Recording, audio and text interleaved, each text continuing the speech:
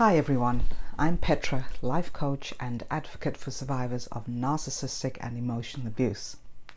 So, thank you again for all your emails, for supporting this channel, for being so lovingly communicating with me online on the support group here on YouTube. Wherever the communication comes in, I appreciate all of the emails you send and the messages you send. So thank you once again. What often comes in is questions about narcissistic friendships, toxic friendships, borderline friendships, bipolar friendships. I'm just going to stick to narcissistic friendships and toxic friendships. I don't want to get into the whole scale of personality disorders. That is not what this channel is about. So I'm just going to stick to the topics that I have information on, that I know about, that I have experienced myself. So this often comes in is to make more videos on narcissistic friendships, and I do agree, because it is something that is not very often discussed, and it is a huge problem because very many of us deal with toxic friendships. These friends are very obnoxious, maybe very loud, maybe always playing the victim. There's something going on, and we just tend to stick to these friendships because we feel that we need to help them out, we need to save them from themselves. Whatever your motive may be, we tend to stick to these relationships a lot longer than we need to, than is healthy to. So oftentimes in narcissistic friendships, you will be a secondary supply. And just to verify those two, you have primary supply and you have secondary supply. And the primary supply provides all of the attention that the narcissist craves. So this is usually the case when you are the spouse of a narcissistic man or woman.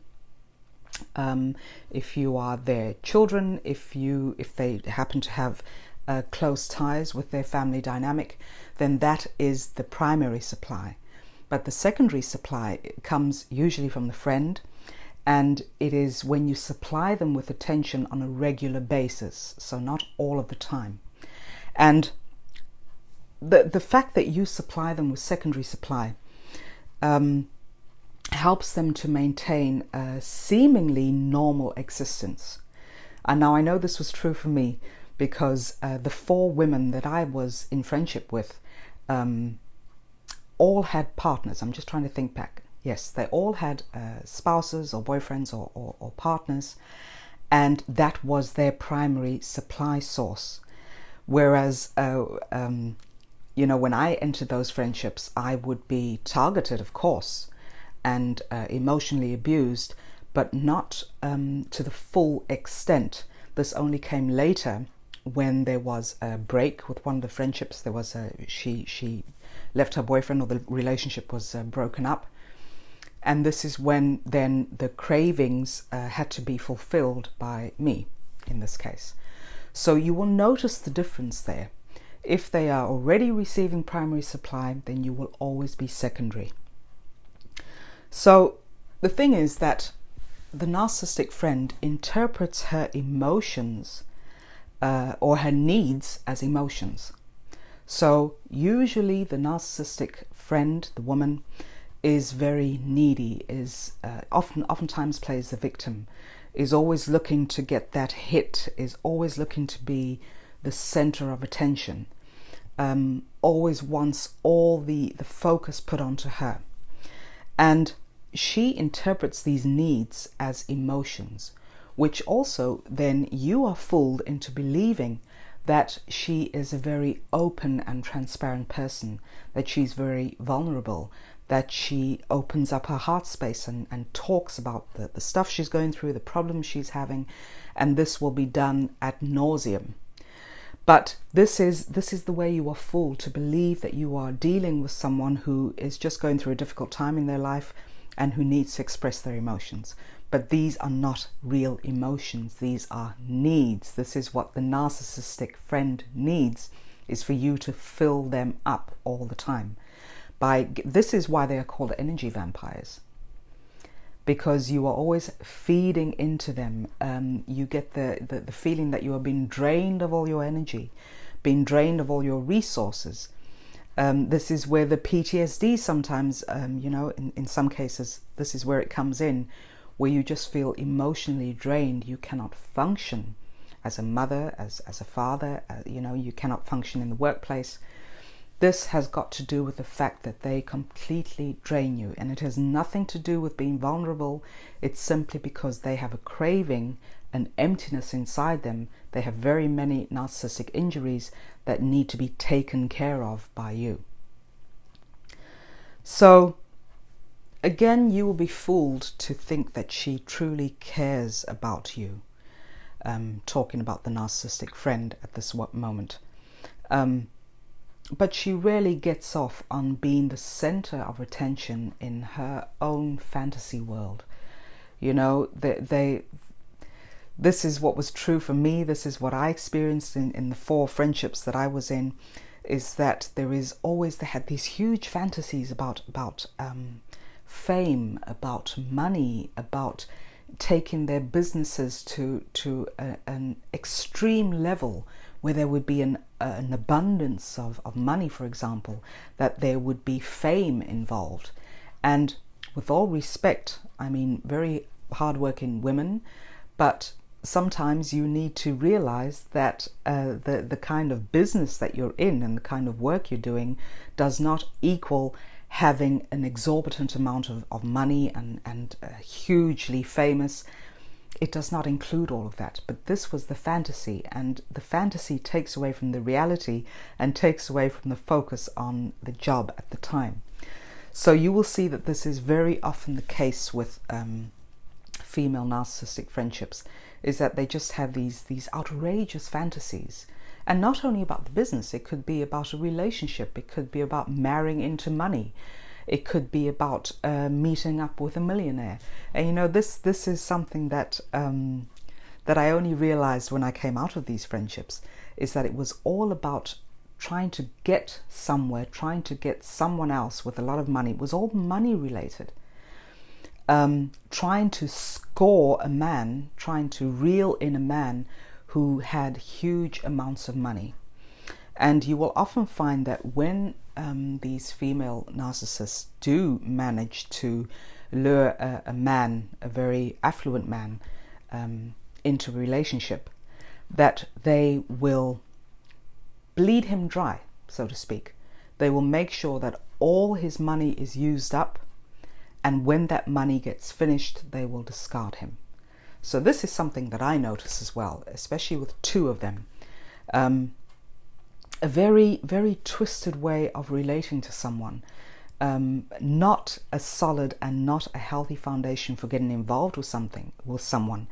If your focus is all based on money and being affluent, and that this man can provide you with all material goods, I don't believe that is right. I believe that the foundation of a healthy relationship has a totally different definition.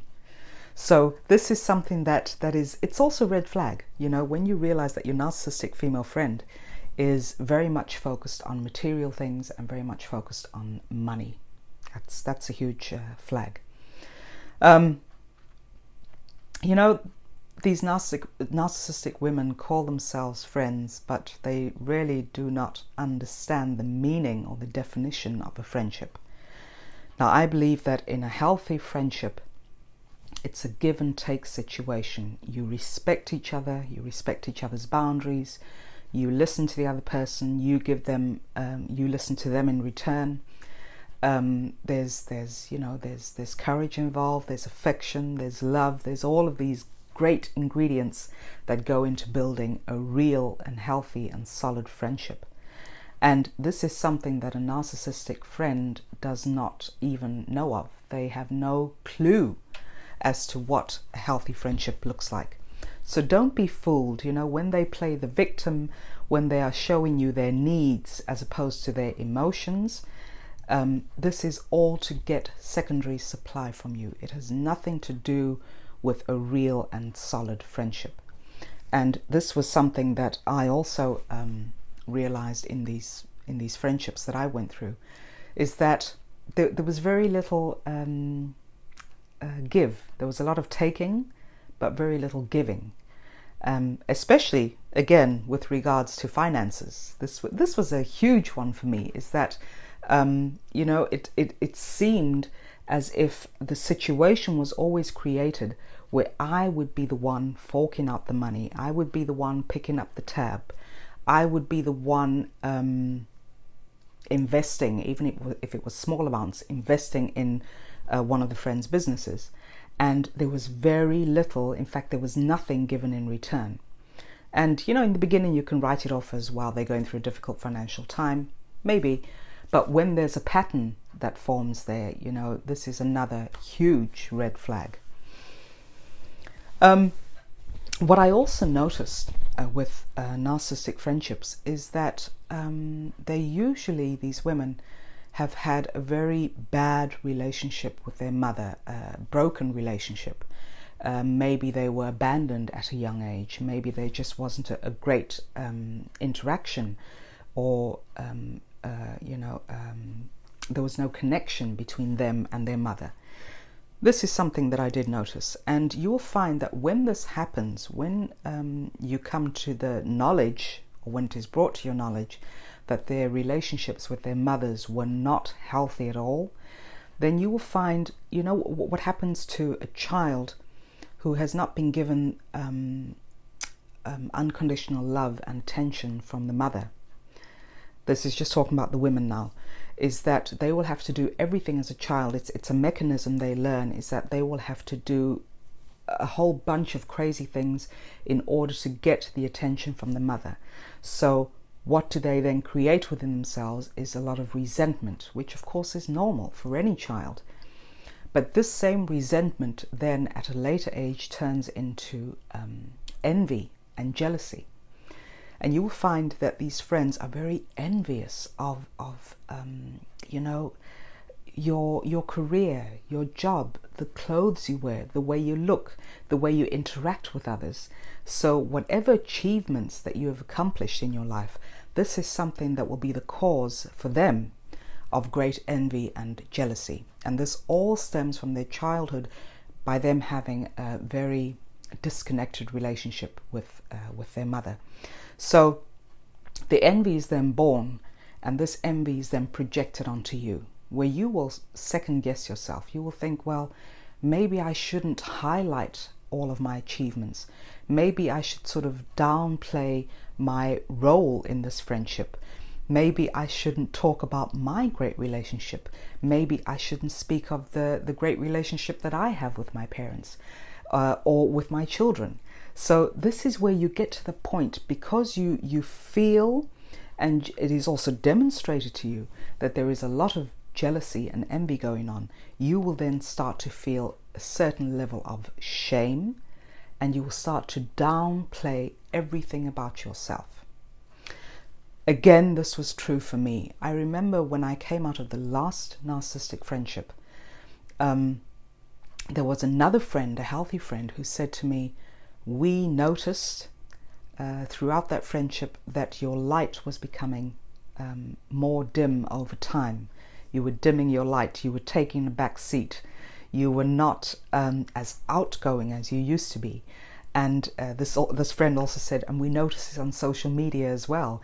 If there was a picture taken of the two of you, you would sort of be in the background. She would be in the foreground.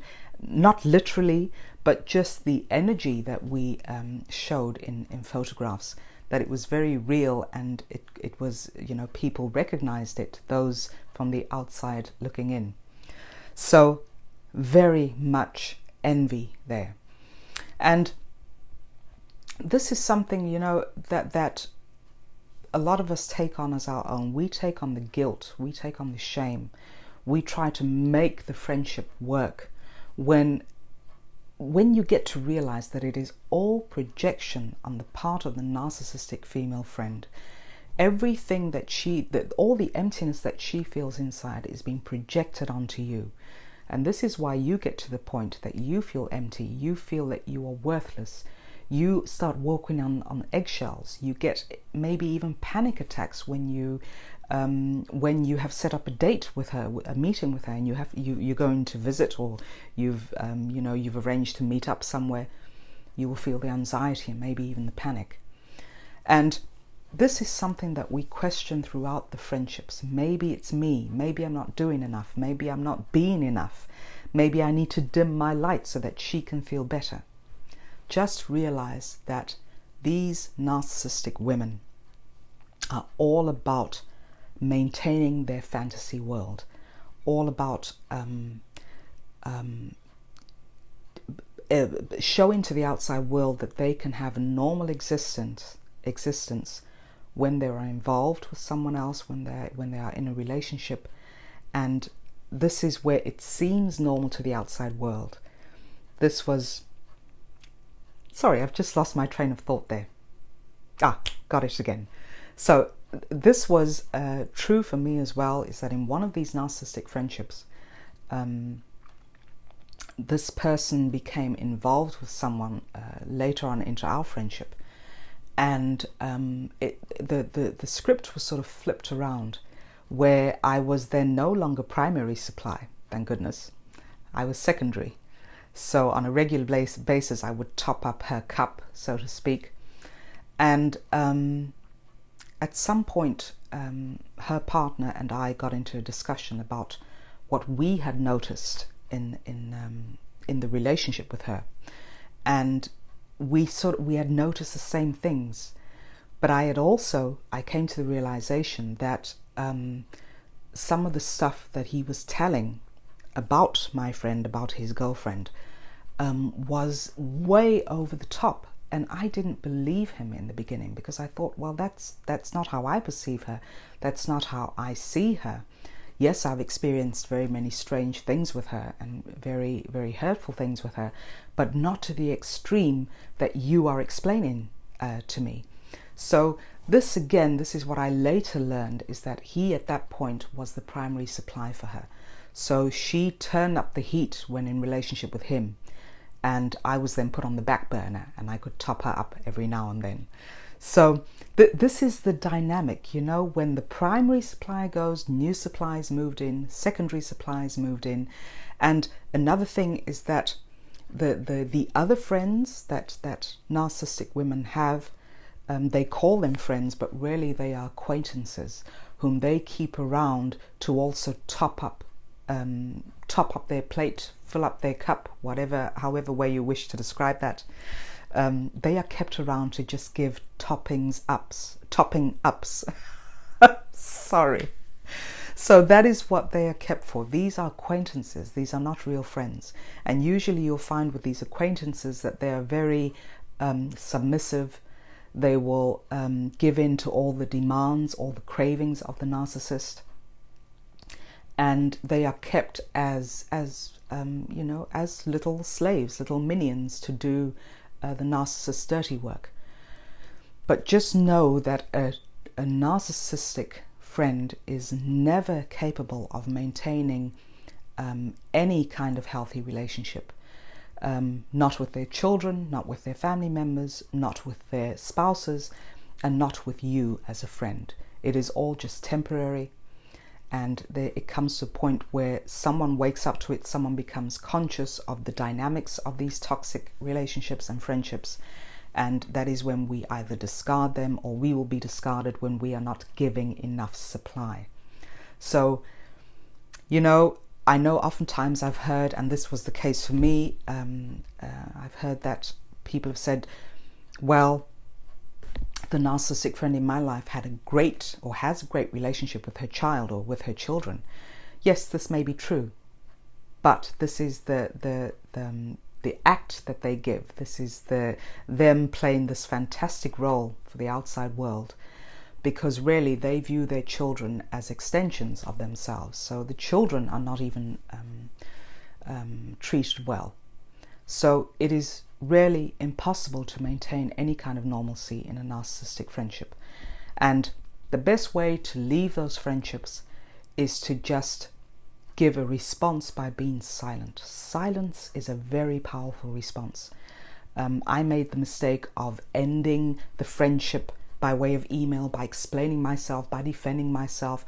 Now in hindsight, I would have done it differently. I would have just given her the cold shoulder and just let the friendship sort of, you know, run its own course, and it would have ended eventually.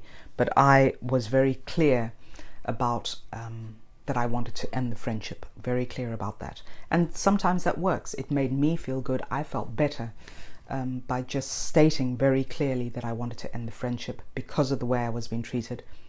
But I understand that very many of you are in the dynamics of these friendships and you really are not sure how to get out. If anything, I would give the advice to say, stop defending yourself, verbally defending yourself. When you are then attacked again, when envy is thrown at you, jealousy, whatever the case may be, the best response is silence, and just let that friendship sort of fall apart organically. And yes, block them, remove them from your social media, block their numbers in your phones. You know, if there is, if you're not working together, for example, if there is nothing that is tying you together, just block them and refuse to engage them. That would be my advice to you. It's a lot easier to break up a narcissistic friendship than it is to break up a narcissistic relationship. So I hope that has shed some light on some of your questions. Thank you again for all the emails, and keep them coming. And I cannot reply to everyone nowadays. There are just too many emails that come in, so I cannot reply to every single one of you.